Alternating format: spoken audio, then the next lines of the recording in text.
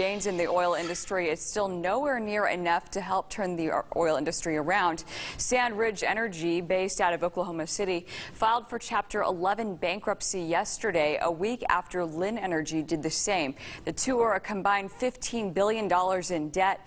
Including those two, there have been 29 U.S. gas and oil companies that have filed for bankruptcy this year. Since the start of last year, there's been 64. Analysts say that number will likely keep growing.